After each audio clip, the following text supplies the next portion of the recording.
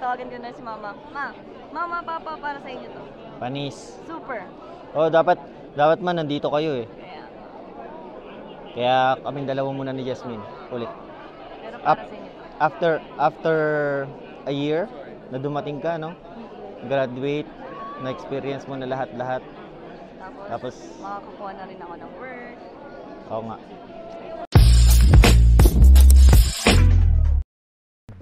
Yun.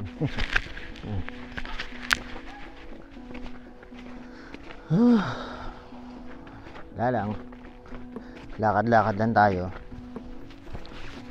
Absent ako today kasi graduation ni Jasmine.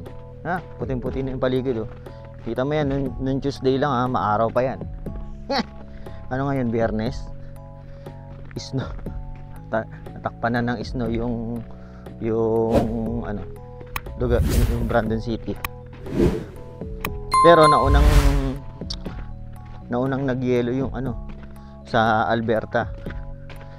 May tropa tayo sa Calgary. Nag-message sa akin. Tapos papunta na rito. Siguro mga bandang ano yun. Mga bandang Tuesday din yun. Nag-i-snow sa kanila. Sa amin dito Wednesday kagahapon. Ay nung isang araw.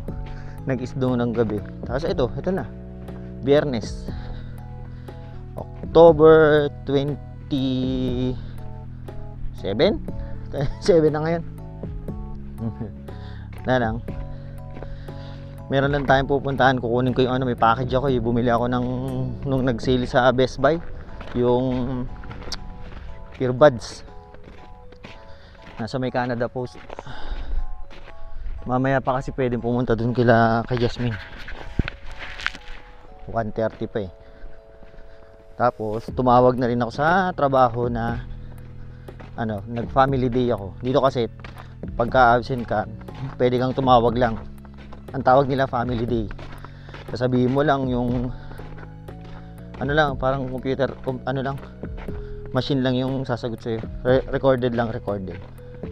Sabihin mo lang yung dahilan mo na ano, hindi related sa work. So yun, ingat lang kasi madulas na ang daan. Si Marlon ano eh, natatakot din mag-drive eh. Na-experience niya na mag-drive ng ano sa snow. Madulas daw talaga. Saka meron na ako mga ano na nadulas na rin yung mga first time sa snow. Nadulas. Kaya ingat lang, ingat. Dapat naka-snow boots, naka-winter boots ka na. So yun. Ano pa naman, hindi pa naman yung ganun kalamig na malamig. Negative 5 pa lang yata. Kaya tingnan mo, hindi pa ako naka-bonnet oh. Dapat pag ganito naka-bonnet na eh. Kasi sakit sa tenga yung dito. Alam mo yung parang naninigas yung tenga mo pagka sobrang lamig. Hindi pa naman ganun, saka tingnan mo hindi pa ako naka-gloves. Naka-jacket ka lang na makapal pero hindi pa ganun kalamig. Punta lang tayo ng Canada Post. No? Mamaya yung graduation ni Jasmine, ano eh, nagpaayos pa siya ng buhok. Talagang ano, may ceremony kaya pupunta tayo para ipakita ko sa inyo paano yung graduation niya, no? Isipin mo yan, after a year natapos din ng ano, schooling niya. After a year niyan dumating dito at nag-start ng klase. Ngayon graduate na. At hindi ko muna sasabihin sa inyo, pero ngayon meron siyang magandang balita. Siguro sa Monday natin malalaman. Babalita din natin 'yan, no? Kung kailan nag-i-snow, naggagagala tayo, no? Ano na, kung kunyari yung time na kakarating lang namin, yung ganitong lamig, puta, siguro todong lamig na ako nito. Pero ngayon parang nasanay na lang din. Yung kaya na-imagine ko yung mga kasama namin dito nung ang swerte nyo, yung parating kayo, spring na. Hindi na masyadong malamig, samantalang lamig na lamig kami nung time na yun. Alam na namin yung pakiramdam.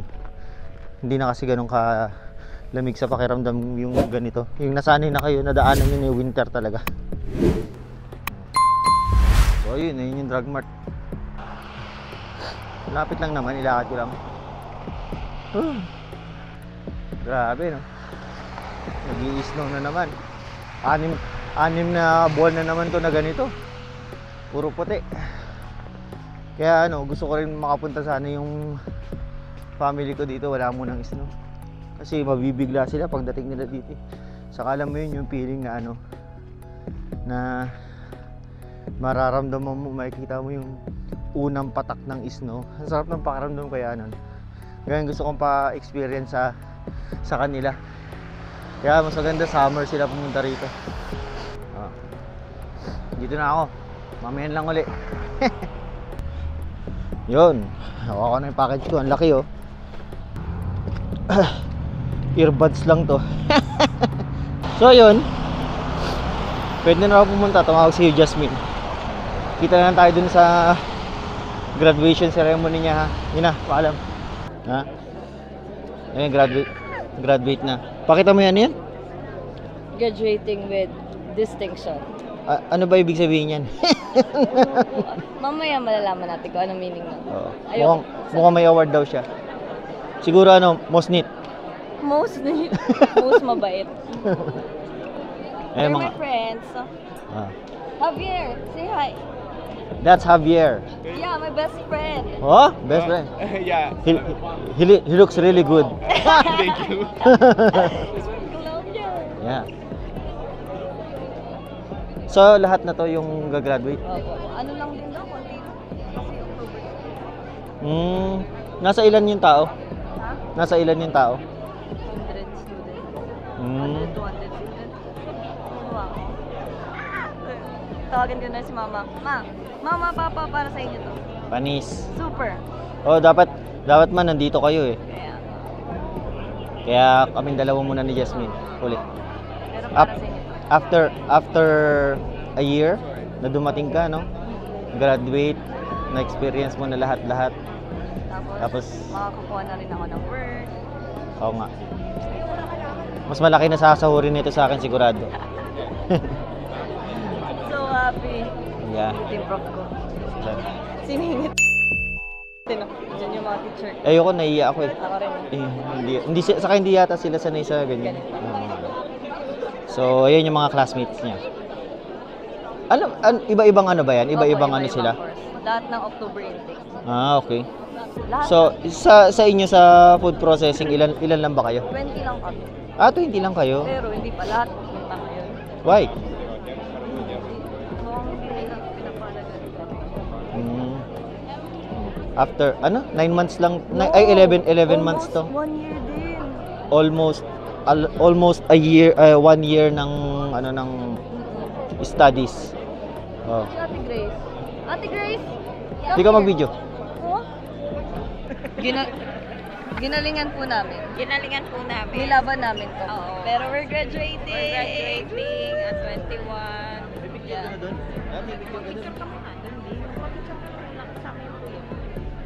There, yun din mga klase din natin yun. Yung nagpipicture doon.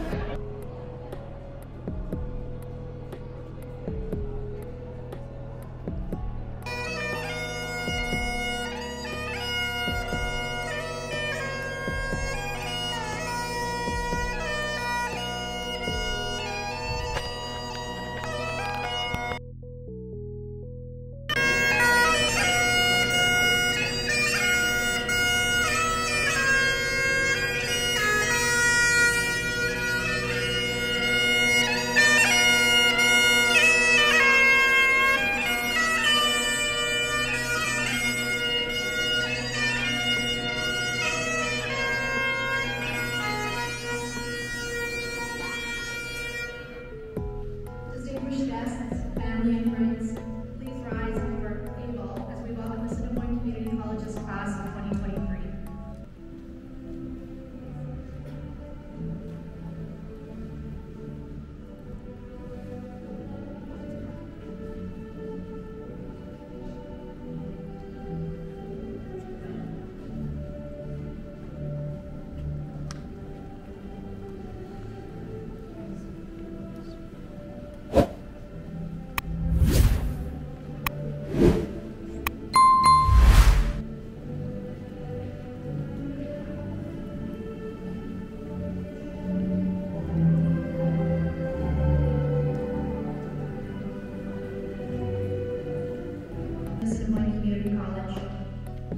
Watson, Mayor Brandon, Ruth Neely, Chair of the Board of Governors, and in the back row, starting from my left.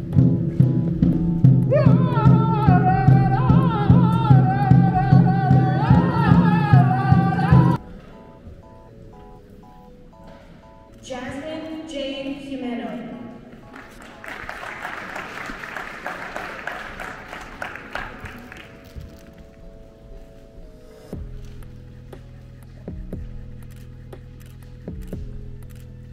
Graduating with a horticulture production certificate.